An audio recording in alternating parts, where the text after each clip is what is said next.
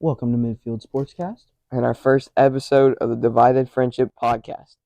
We're probably going to laugh during this because it's the first episode, and we're not videoing because we laughed every time we videoed. So this is not going to be super serious, but we're just going to roll with it. First part of the schedule is our backstory, which pretty much is why we started the podcast. Why would you say we started the podcast, Philly? I mean, we just like football. We talk about football a lot all the time. So just come on here, talk about it more. That's right. We're usually on FaceTime some days during the football season. We just talk about football, so now we're just recording it.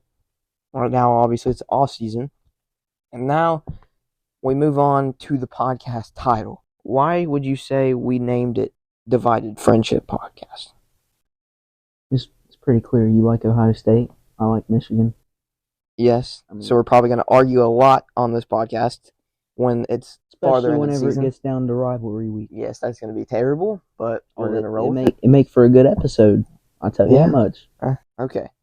So the things we have planned for this podcast, I have written down because we're probably going to forget.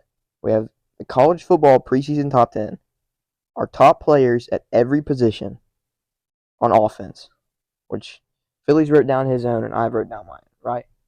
Correct. And then we're doing a random record prediction, which off screen, Luke, Philly's brother, is going to do the random wheel spin, and then we're going to predict a record of a random team, which I think is a pretty good thing to do for every episode, because then by the end we can look at our record predictions and see if we got it right.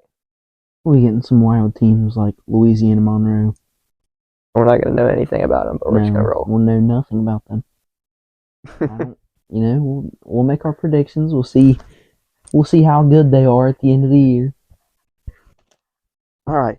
So did we just roll into the preseason top 10? Oh, yeah. So we go in 10-1 or 1-10? 10-1. I'm going to have you start. Am I doing the whole thing first? No, just 10 and then I'll do 10. Okay. And also on the side, I have like teams that I left out that were a little bit iffy that some people have in there. So if you want to say anything about some people would have teams in there that you didn't put in there, you can say that after.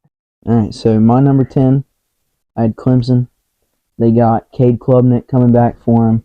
It's going to be his first season, full-time starter, true sophomore. I think that he'll lead this team to a very solid season. But I coughed. I choked on a Mountain Dew. But he's dead. I think he'll lead them to a solid season. Dabo Sweeney gonna do his thing like he always does. What? ACC, losing big games? Sure. ACC not a very good conference. Just a few good teams in there. I don't think they'll have any problem. I think they'll have probably double-digit season in the win column. Brody, if you're watching this, Clemson's not making my top 10. I have reasons behind that, but my number 10 team is very surprising. Some people don't even have them in their top 25. Oh, no. Some people don't have them. Some people have them in their top 15, but they're kind of iffy. I have the Wisconsin Badgers. Oh, no. No, you didn't. Yes, I did. Oh. Because they brought in a great fit at head coach. They brought in 3 quarterbacks in the portal. They got their most likely starter, Tanner Mordecai, from SMU. He's solid. He led SMU to like their best season, I think, probably solid. ever. They have great portal wide receivers, which I didn't really know they had such a good portal until I did the research. But they got C.J. Williams from USC. They got Will Pauling from Cincinnati, who came with the head coach. Then they got Bryson Green from Oklahoma State. And they returned Braylon Allen, which they probably will pass a lot more this year because new head coach, new scheme. He liked passing it. He did. As he had a good quarterback he developed a good quarterback at Cincinnati. Mm-hmm. And then he's a dog. They brought in a safety from Boston College. They're going to be more pass heavy, like I said, and they have a veteran defense. When I looked at their defense, like it's all seniors, juniors, and grad transfers mostly for their projected starters. So they're old heads. Yes, but they have experience playing football, so they're going to have a chance to maybe pull off some upsets. Hopefully against neither the Buckeyes or the Wolverines. Hopefully against the Wolverines. No. Because, Braylon Allen. Okay, you're number 9. All right, and my number 9, we got Texas. We're going to have Quinn Ewers. He's going to be the starting quarterback again. Okay, buddy. He's going to be the starting quarterback again. Be his second year under the system. I think he'll do pretty solid. Has a good wide receiver one, Xavier Worthy. Brought in some new additions through the portal. I think they'll be solid this year. My turn. Yeah, your turn. Okay, my number 9 team is Washington. Kind of low solid for some people, but kind of high for others. They're very good in the Pac-12. Pac-12 is very quarterback heavy, I guess you would say, this season, with a bunch of veterans returning. Penix has weapons around him this year. 2 great receivers. Some people would say 2 of the top 6 receivers in college football, top 5 receivers. They will be mid if their defense, not mid like you calling them 15, mid, but they're in but your like top 10? by mid, I'm saying they're not going to be a playoff contender if their defense does not get better. Pac-12 has a problem with their defenses, and Washington will not be a playoff contender if they don't get their defense up. Okay, so by you putting them at 9, do you think their defense is going to get better? Yes. You're number 8. My number 8, it's really going to surprise some people. Oh, gosh. I Luke said something about this. He said something about your number 8. Oh, he sure did. Better not be Florida like his number 10.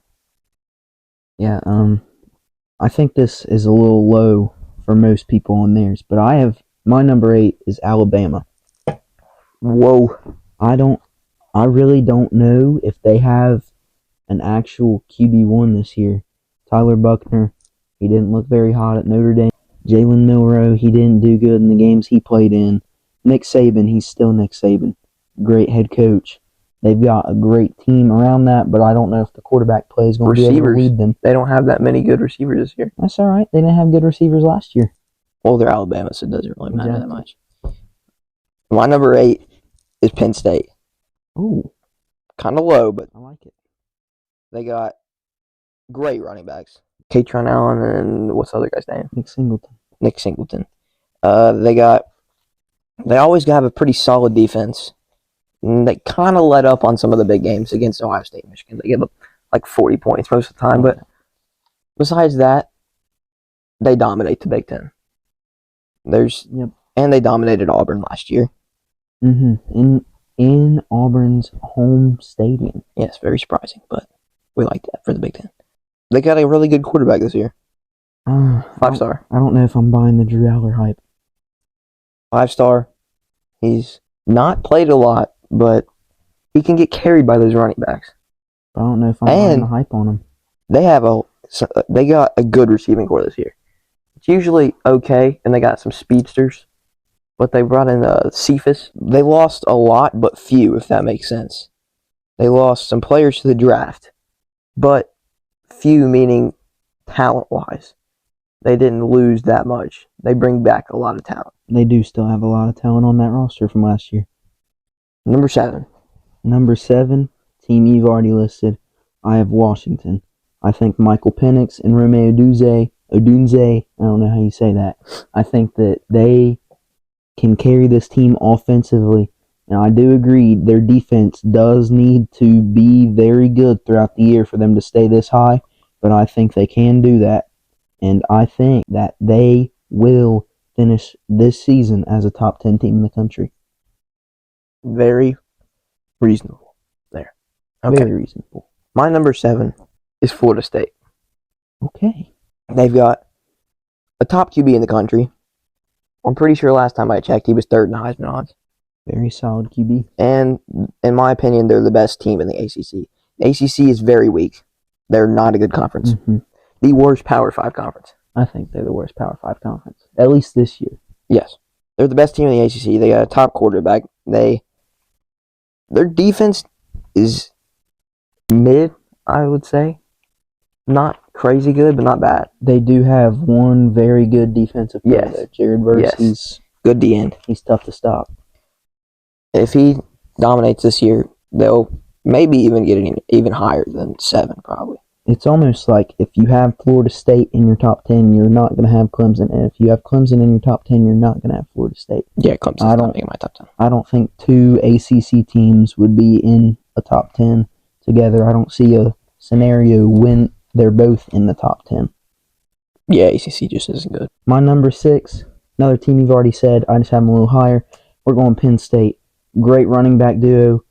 5-star Nick Singleton performed great last year. One of the best running backs in the country, and he was only a freshman.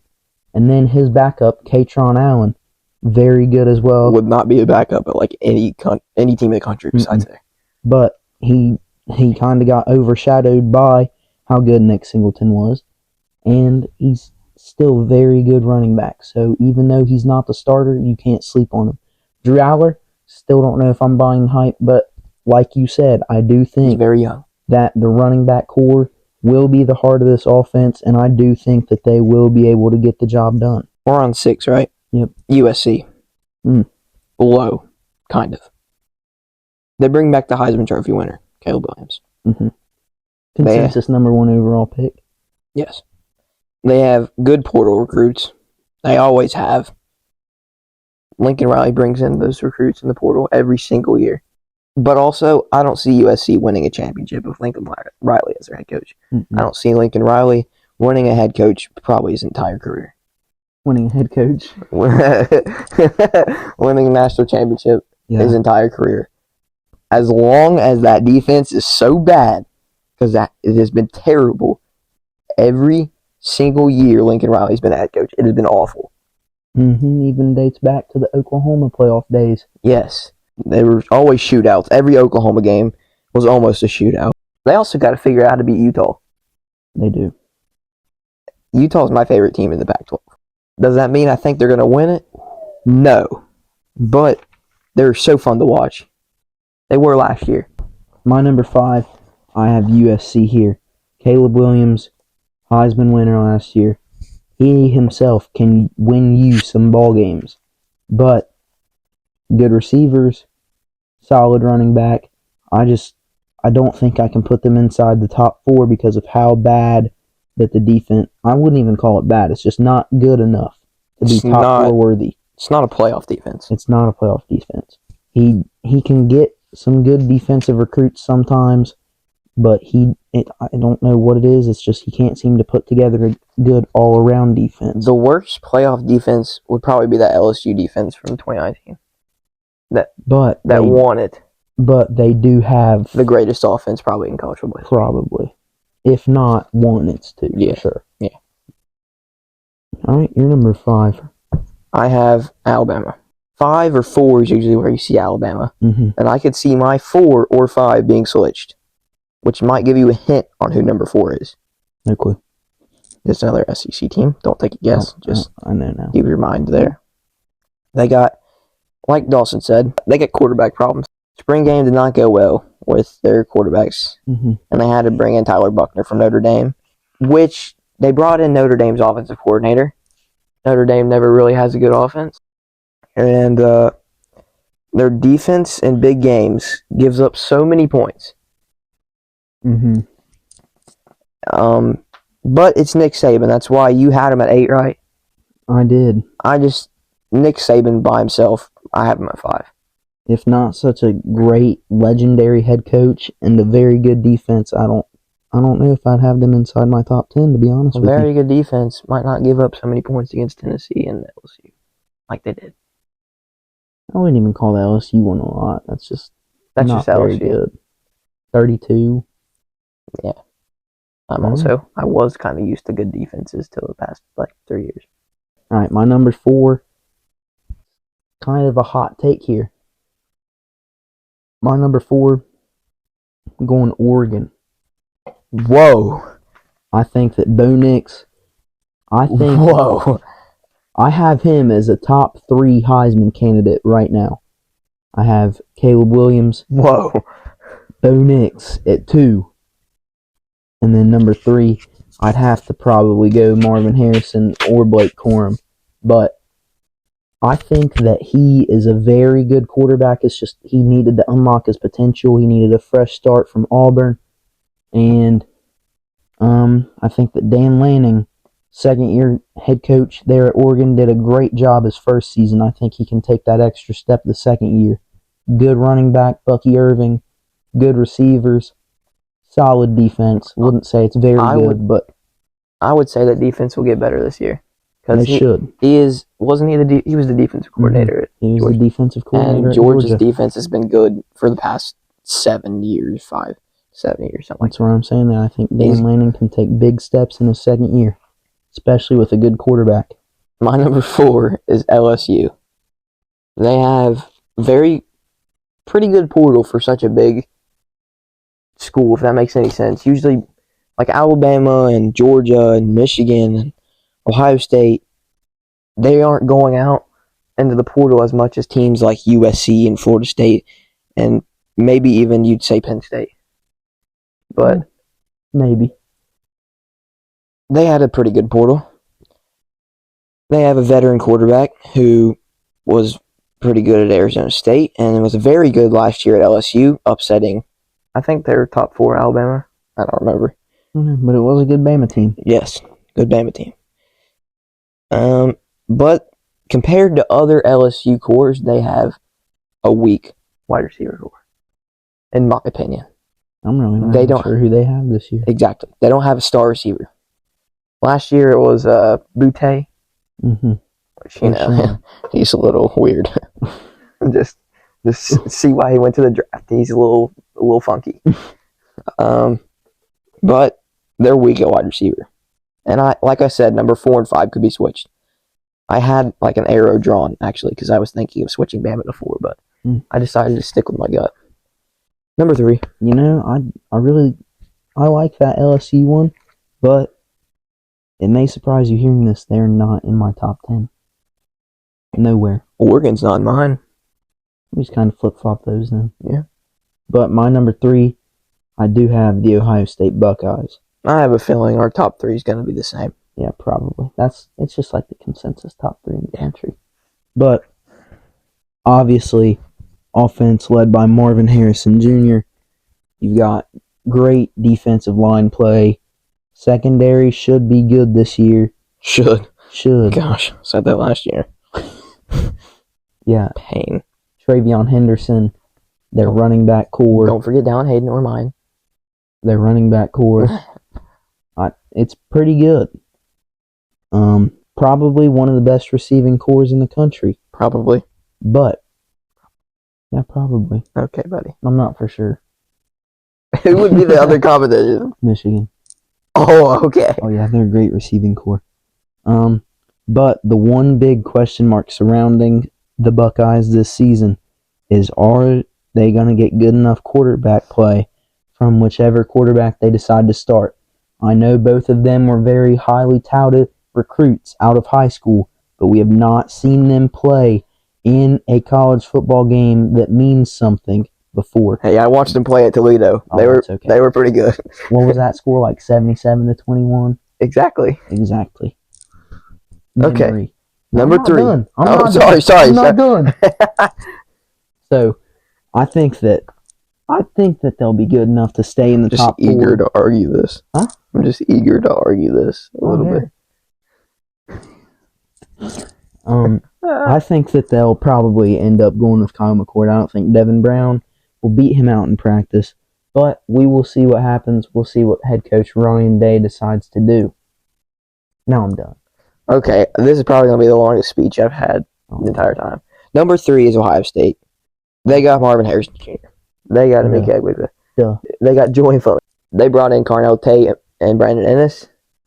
Forgot about them. They also, which Carnell lost his black stripe in like 5 days. If you know what that means, you can research it if you don't. But I didn't know he lost it. Yeah. Quick. One of the quickest in history. That's tough. And they got good tight end room this year. Probably the best they've had in a while. Bringing in my favorite recruit, Jelani Thurman. They went out in the portal. They got Igbinosun, I think is how you say it, from Ole Miss. They got a freshman All-American, which I'm blanking on his name, from Syracuse. We went out and got Lorenzo Styles from Notre Dame. brother of Sonny Styles, who's, in my opinion, probably going to be one of the breakout people on our team.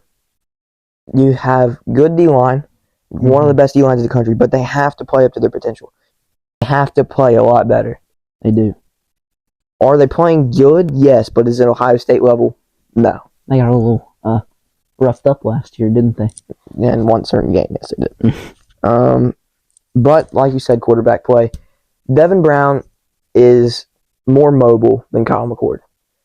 Devin Brown probably has a higher ceiling than Kyle McCord. But Devin Brown is younger, hasn't been in the system for as long, and Kyle McCord was Marv's high school quarterback. He was. And our offense is around Marvin Harrison Jr. Because when Marvin Harrison Jr. is out there, he usually gets double teamed, which gets Egbuka open, and most of the time gets our tight ends open. Can't guard them all either. No, because they're really good. It's too tough to go one-on-one with some of those receivers. Just too talented. Can't keep up with them every play. I think that's all I have to say. You think? We're going to talk about Ohio State and Michigan a lot more in the next episode, so I'm just going to leave it there. Are you positive? Are you sure you're ready to be done? Yes. All right, number 2, we're going to go with my Michigan Wolverines. J.J. McCarthy, where we'll start, showed signs that he could be a true superstar at the college level last year.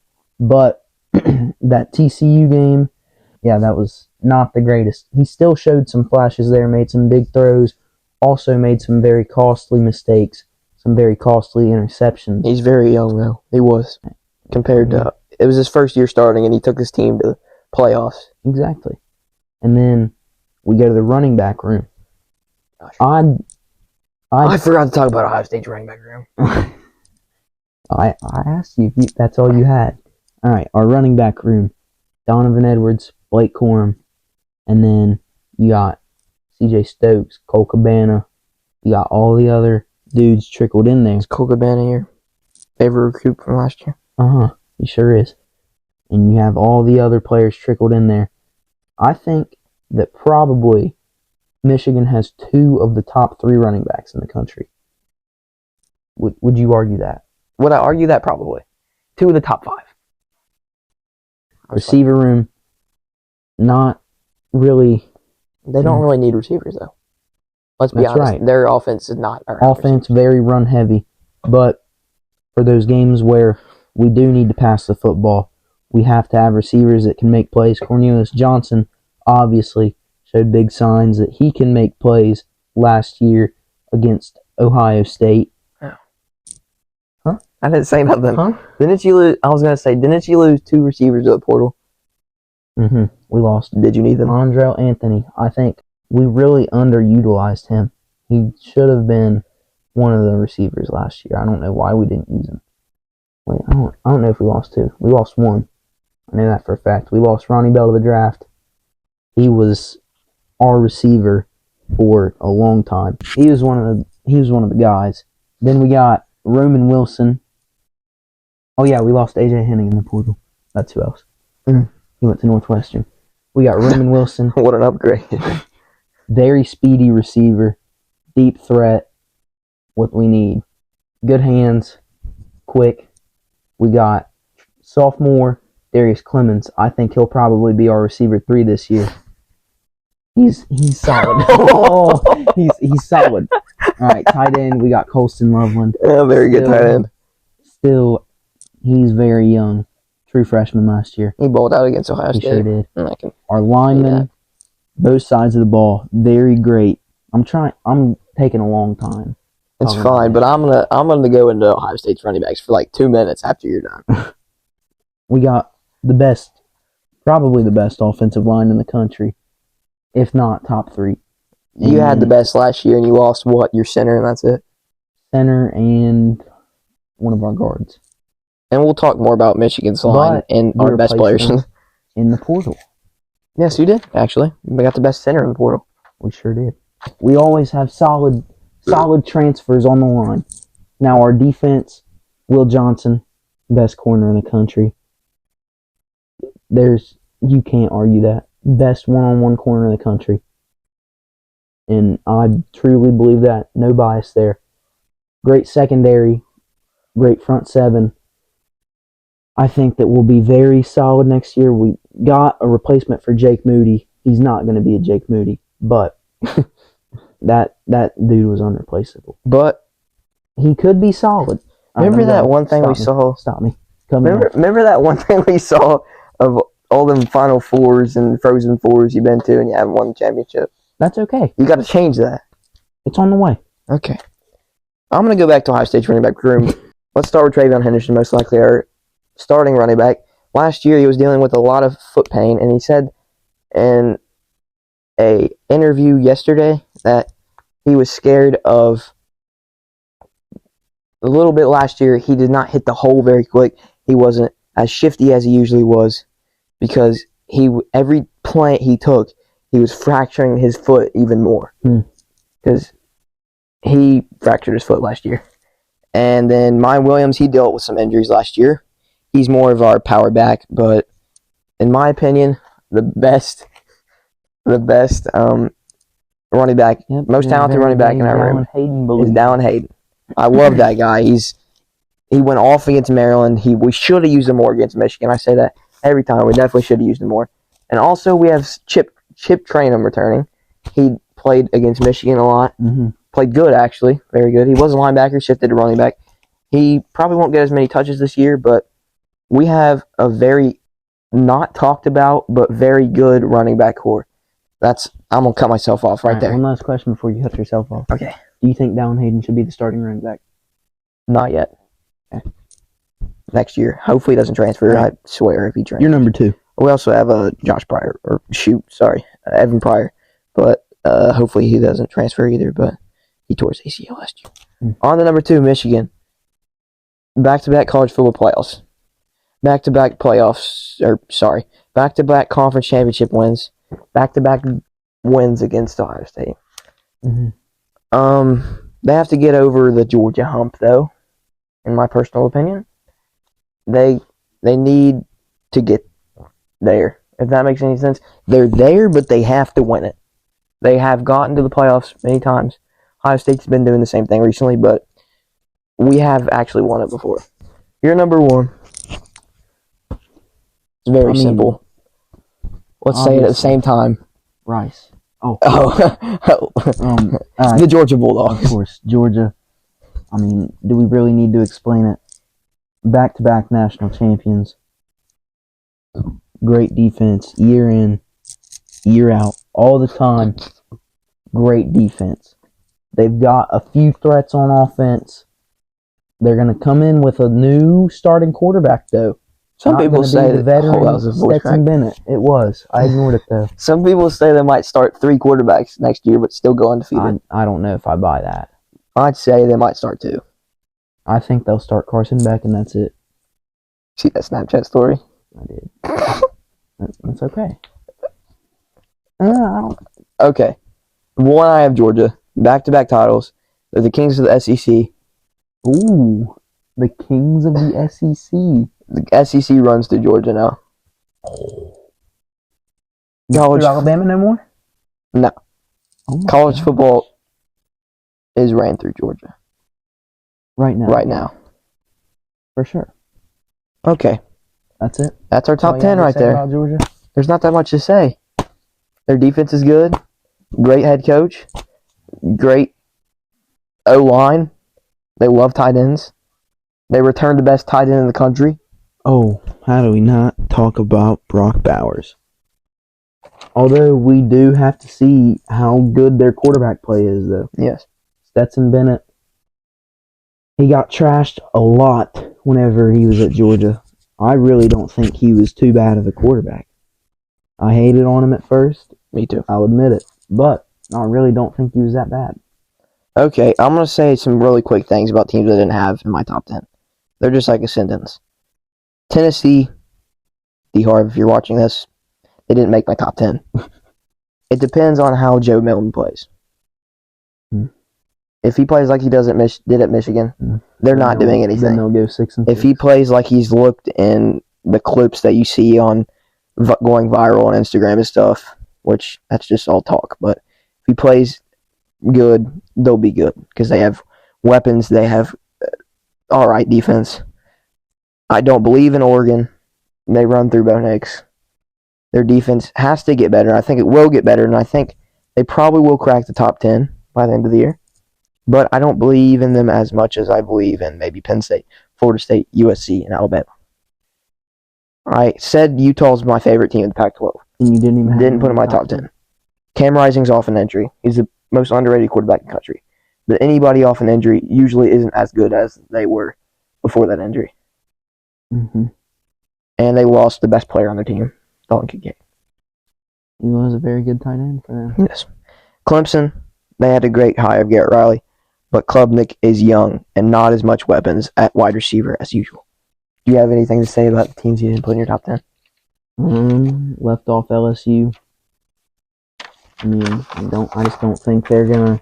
I thought they overperformed last year. I did not think they were that good of. Yeah, I didn't see them beating Bama. Yeah, I did not think they were that good of a team. I don't think they should have been ranked as high as they were, even if they beat Georgia. I don't think they should have even been close to the playoffs. I think they were probably around 10 at best. I don't think they were top 5. They pulled off a lot of upsets, but most of it's because of their home field advantage. But then again, you got to remember the blowouts. Blown out by Tennessee, you can't do that. Especially because it was a home game, wasn't it? Yes. Okay. We're going to the players now.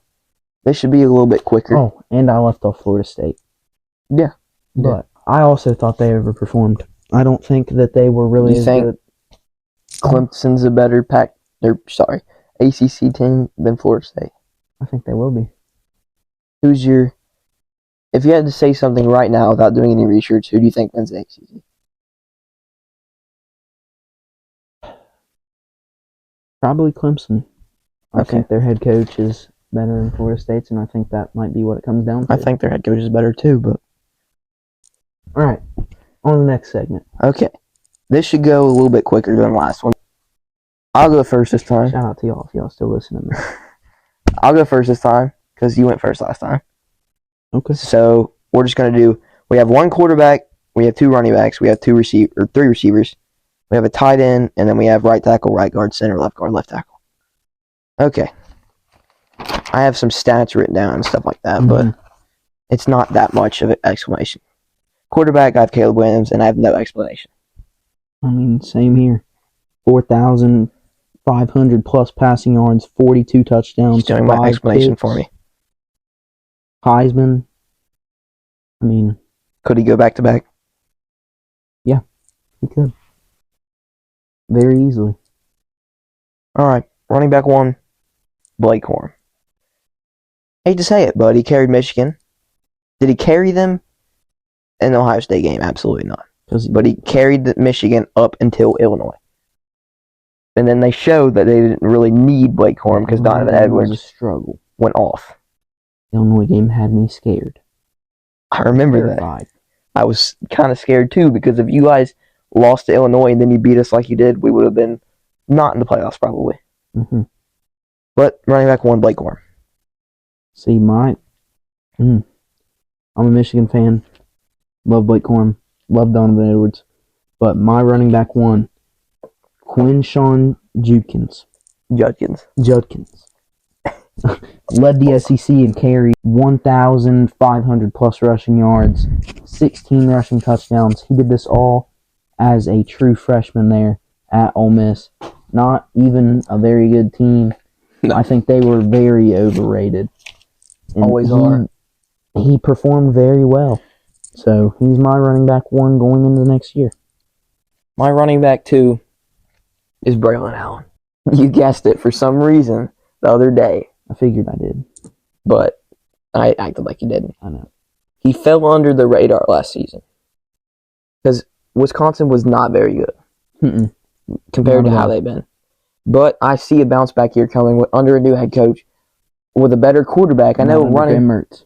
Huh? Not under Graham Mertz anymore. Absolutely not. That guy's terrible. But I see a bounce back year. I see it. Maybe 1,500 rushing yards. Be more than that if they didn't pass so much, but I think they're going to pass a little bit. And I see 15 touchdowns. Okay. He's my number 2 running back in the country. My number 2, this is also going to come as a shocker. My running back 2, Donovan Edwards. Whoa. He had almost 1,000 rushing yards last year and 140 carries, averaged 7 a pop, 7 touchdowns. Big game against Ohio State. Really, he kind of underperformed in the game against TCU, but that was... I really don't think that was... Most of your team underperformed in that game. I'm not trying to throw shots. I'm just saying that. I know. Now, the reason I left Blake Corum off of my top 2 running backs. Knee injury. He's a jump cut running back. He cuts through the holes, finds the holes very well. I don't know if he's going to have the same explosive twitch that he had before his injury. Like I said with Cam Rising, alpha injuries is hard. So I don't... We'll have to see. I still believe in him, but I'm not sure if he will be as dominant as he was last year off the injury. Okay, wide receiver 1, Marvin Harrison Jr. I said a lot about him earlier. No explanation. Is he your wide receiver 1? You need to explain. Nope. Wide receiver 2, Romy Odunze from Washington. 75 receptions, 1,145 yards last year. He had 7 touchdowns. Penix is now, I would say, an experienced veteran. His touchdowns for Romy Odunze will go up. He will either be the 2nd or 3rd wide receiver off the board. I think he'll be 2nd. And that leads me right into this next point. Wide receiver 2, also Romy Odunze. Same 1,000 yards, 7 touchdowns, 15 a catch. Very good receiver. Has a returning quarterback from last year who could very well be a top 20-ish NFL pick. Who turned his career around drastically. He did. Okay. Wide receiver 3, Mika Egbuka. Back up to Marvin Harrison Jr. Not really back up, but the number 2 behind Marv. His stats were great last year. They were amazing. Would have been wide receiver 1 any other team in the country. I'll say that forever. Couldn't ask for any more, really. Almost had the same stats as Marv. But with Marv having most likely Kyle McCord, his high school quarterback, throwing to him, will Amika's stats stay as high as they will, or will they go under the stats he had when he had CJ as his quarterback? I think they'll sit around the same thing. I hope they do, obviously, but because I mean that will decide. Obviously, to stop Marvin Harrison, you're gonna need the double team. Yes, there's gonna be one-on-one matchups. You're probably gonna have to leave him open in one-on-one coverage, and I really don't know if most corners in the country can handle going one-on-one with Emeka Egbuka. Is he your number 3? He's not. Whoa. He's not my number 3. My number 3 comes as a surprise, too. We got Johnny Wilson of Florida State as my number 3. As I mentioned earlier, I think Jordan Travis, top 3 Heisman candidate. Johnny Wilson last year, 43 receptions, 900 yards, 5 touchdowns, 21 yards per catch. That's a lot. Yeah. I think he'll definitely get targets up. His catches will go up. Clear wide receiver 1 on this team. Returning quarterback. Great situation for him to be in. I think he'll succeed this year a lot. All right, now we move into tight ends. Number 1 tight end, Brock Bowers. I don't have an explanation for that. Brock Bowers. Okay, we move on. Right tackle. There's probably going to be more explanations for the line because line is a different type of position. I didn't even put right or left. I just put tackle 1, tackle 2. I have Joe Alt from Notre Dame. He's the best.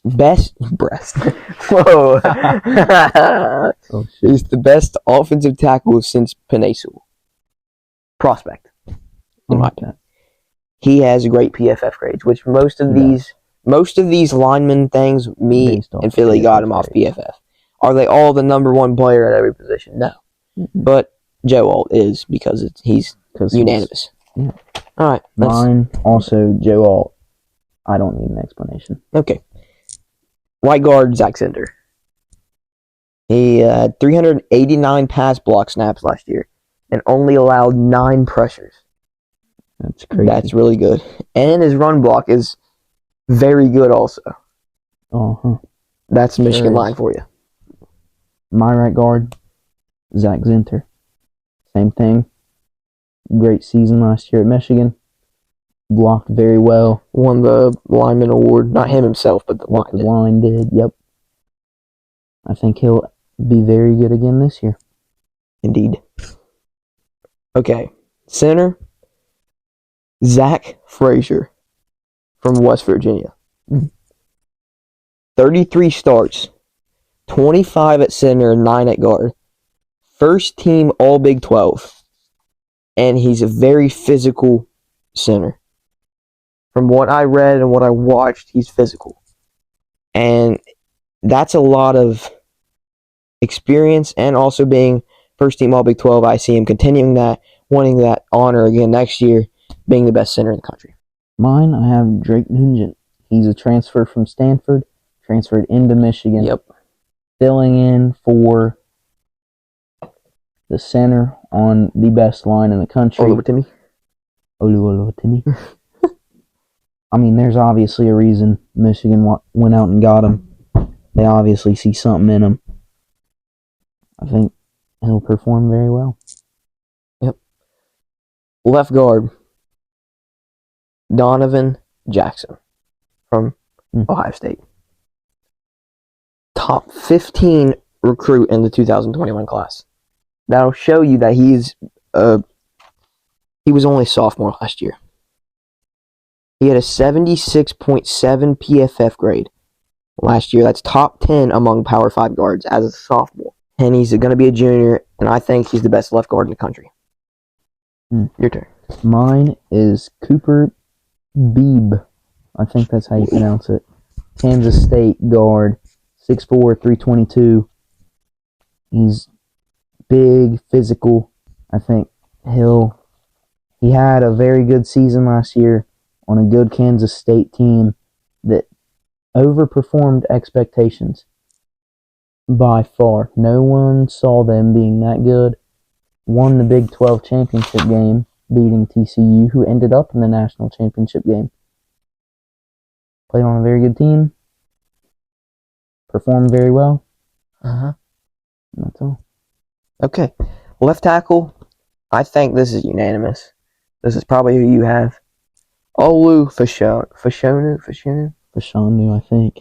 From Penn State. He would have been a first-round draft pick in 2023. He's a great pass protector to protect new quarterback Drew Lar. But his run block is very mid. From his PFF grade, it was not very good. But he would have been a first-round draft pick last year if he didn't not go to the draft. And even with that being said, he's only 20 years old. Very young. That's very young. Mine, also Olu Fashanu. I think that if he decided to go to the draft this year, I think he would have been the first tackle off the board. Probably would have been a top 10 pick. What? You don't think he would have been the first tackle off the board? I do. You're forgetting about I'm not forgetting Harris. about Paris Johnson Jr. Yes, you are. No, I'm not. Harris is better than him. No. Whatever. I think he would have been the first tackle off the board. I think he was the best tackle in the Big Ten. Absolutely not. Absolutely. And yeah, I think he'll be the number 2 tackle off the board this year, which is why I'm very surprised he didn't go last year. Because Joel, obviously, the clear number 1 tackle in this year's class. Okay, so now we're doing this thing that we kind of talked about doing for a while, and we decided to do it. We're doing every week. We're gonna do a random wheel spin, and then we're gonna look up the schedule of the team that is selected on the wheel spin, because it's all the teams in college football, and we're gonna look at the schedule and we're gonna predict the record. This is gonna be a pretty quick thing, maybe 2-minute record prediction type thing. And at the end of the year, we can look back at all these and see how bad we did on the max. Yeah, probably. That's going to be terrible. Okay, so Dawson's first on the spin, and he got... All right, let's see their schedule here. This is going to be horrible. Oh, yeah. They're terrible, aren't they? Oh, they suck. I'm rewatching this right now, and we forgot to say that Philly got Hawaii. We need to recruit outside of Hawaii. Week 0, Vanderbilt, loss. We got next week, Stanford, loss. That one's at home, but loss. Play Albany. They don't really have a huge home field advantage. I don't think they really have much of any home field Because advantage. it's in Hawaii, so. Yeah. Albany, I think they do end up getting a win here, though. Hopefully. I mean, they were pretty bad. Maybe Albany's good. I don't know. All right, Hawaii, Oregon. Not Hawaii. Definitely not Hawaii. We're going Oregon. So Hawaii's 1-3 here. Yep. Hawaii, New Mexico State. New Mexico State, I don't think they're very good, but that's another L for Hawaii, 1-4. Hawaii, UNLV. I think UNLV wins this one, oh too. my gosh, that's a lot of L's. All right, 1-5 Hawaii. Hawaii, San Diego State. San Diego State wins. 1-6 Hawaii, New Mexico. I think Hawaii wins this one on the road. Get a road win. 2-6. Is that what it was? 2-6. Yeah. All right.